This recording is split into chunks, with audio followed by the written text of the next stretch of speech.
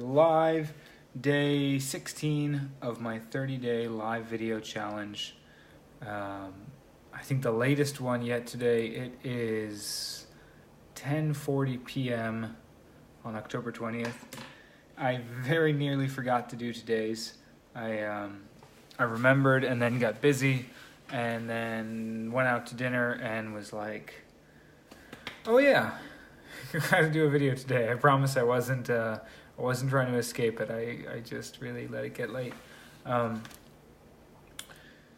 This morning I went to, and I posted an Instagram, and I guess it posts to Facebook too, story about this. But this morning I went to Capital One, opened a new bank branch here in DC, right across the street from what's now the Capital One Arena, what was the MCI Center, and then now for a long time the Verizon Center, where the Capitals and the Wizards play. And just across the street from that, they've opened the Capital One Cafe. And it's definitely something new and different for a bank, especially in this area. It is, it's a bank branch, but it's also a Peet's Coffee and kind of a co-working space. I don't think they're selling memberships or anything. I didn't actually have a chance to look into it, but it's sort of like a 3-in-1. And it's kind of interesting because, like, to me, it's just sort of understood already that like bank branches are pretty much useless. If you sort of need cash or to deposit cash, you can just use an ATM. That's been the case for a long time, obviously. But like these days, ATMs are pretty sophisticated, and yeah, you can like deposit money into them and do other things. Because like ATMs have been around for a while. Like that's pretty obvious. You can open accounts online these days. And obviously, you can do online bill pay, you can get a mortgage online, you can send money between accounts online, even wire transfers, which like the US is really backwards when it comes to banking. In Europe and like basically anywhere else in the world, it's like a 2-second thing to send money from, your account to your, mobile phone provider, or to pay someone else that Like in any other country in the world, it's generally easy just to say, okay, I have a bank at this account, and like I need to pay John, and John has an account with this number at this bank, and you can just pay them and it's done. For whatever reason in the US, it never works that way. Instead, we have all these Venmo and PayPal and a million other things because our banks don't let us do that. But even with those restrictions, like bank branches are pretty much useless because at this point you can do everything online. And that's, I think, just pretty much well accepted. And so even Capital One seems to be recognizing this. And so instead of building like a normal bank branch with all the usual functions, they've basically built a co-working space with a coffee shop that they're calling a bank and that has some bank functions. And one thing led to another. That sort of train of thought got me on just thinking about co-working spaces.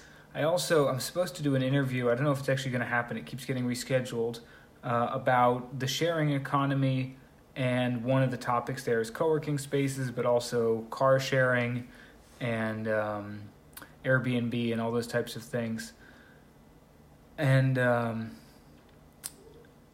I've worked out of I work out of a co-working space currently. Maybe I'll do I've filmed some of the videos that you've seen there. Maybe I'll do a video about that particular co-working space and why I like it.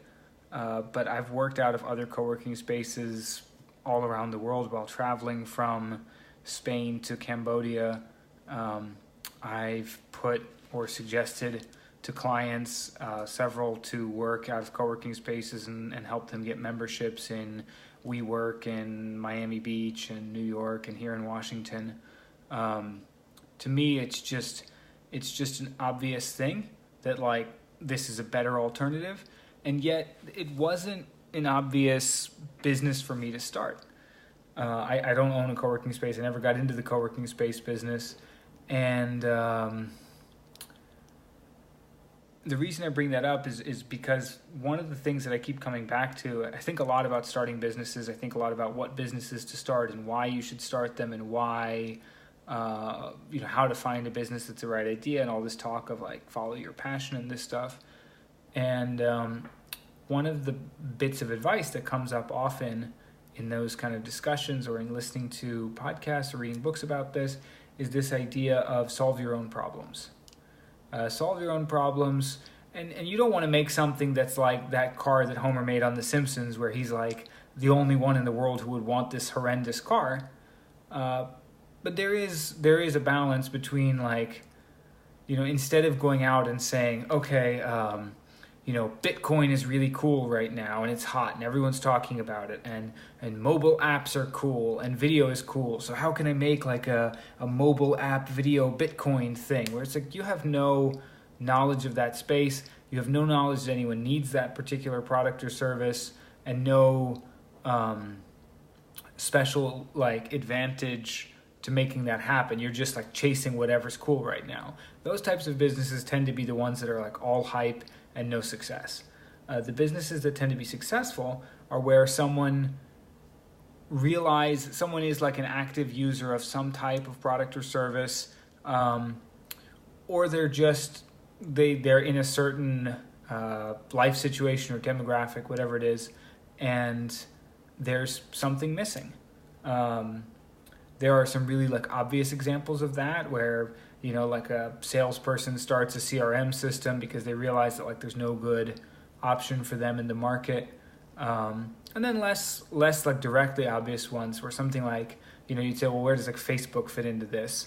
Because Facebook, wasn't directly solving, one specific problem in the same way that like, like inventing a better wheelchair would be. But even for that, even Facebook was, originally like helping students kind of like see who all the other students are in their school. Anyway, I digressed a little bit there. The types of businesses that I think, as I said, are best to start are the ones where you are basically the target customer and you have access to other people like you, and most importantly, you understand like the needs and wants and desires.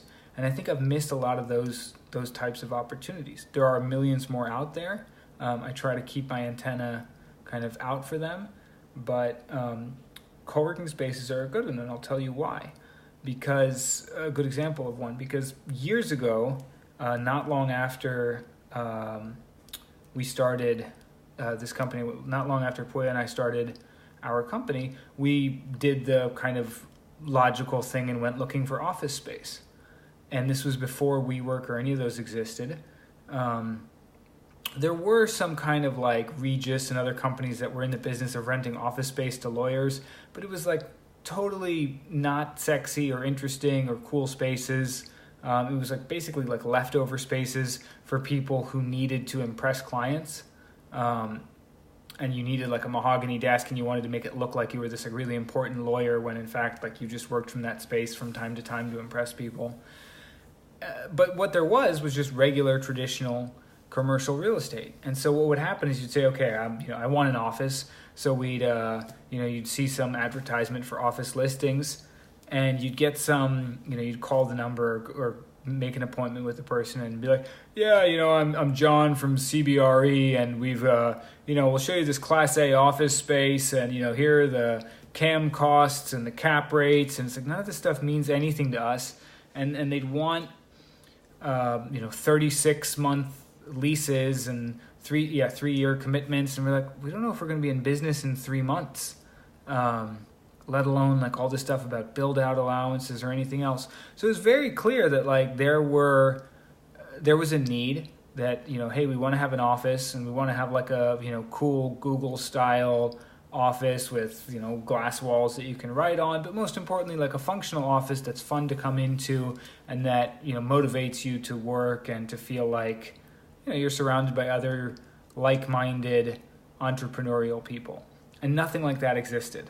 But we weren't in the business of creating an office, and it might not have been the right business for us, but it's just one more example that kind of popped into my head today when I went to this Capital One thing, of just how normal like co-working spaces have become. These days, like pretty much everyone I talk to knows about co-working spaces. WeWork is a gigantic company valued at billions and billions of dollars. They're now the single largest I think they're the single largest real estate, I don't know how to phrase it, maybe tenant or like operator of real estate in New York City, to say nothing of like the dozens of other countries that they're in, from Israel to South America, throughout Europe, and increasingly in Asia. And they're by no means the only ones out there. I mean, they're probably the biggest, but there's tons of others at regional and local levels. And like within any given city that I've been to, it seems like there's, kind of like a local scene of smaller co-working spaces that have popped up. So it's like this entire industry that just totally didn't exist until one day someone decided to solve their own problem and create like a modern, flexible office space that was designed specifically with the needs of small startup companies, entrepreneurs in mind. It comes with furniture and internet and printers and a conference room that realistically you're not going to use all day every day, but you can book an hour into it when you need one. You don't have to go out and buy a conference table and chairs just because you might have a meeting for 10 people once a month. Most importantly, you can rent these office spaces on a flexible basis. So if you're a small company and you don't know if you're going to be around in 3 months, you're not signing your life away, and you can move in pretty soon. It's not like, okay, we're going to sign it today and then have some build out allowance and then take possession months from now and then have some setup time. It's like you can literally move in the same day in a lot of co-working spaces that I've been to. And hey, after 2 months, maybe things are going well and you hire 2 more people and you'll just move into a bigger office, or they'll give you 2 different offices that are near each other. So all that flexibility and everything. And that's just one example of many. And I think there are a ton within the sharing economy in general of like businesses that really solve problems that we have and appeal to me and appeal to other people. And I just wonder how many other ideas are out there like that. There are things where like you just have some little annoyance or frustration that you could turn into the next great, multi-billion-dollar unicorn business. So a little later than usual, but that's my thought for today. See you tomorrow.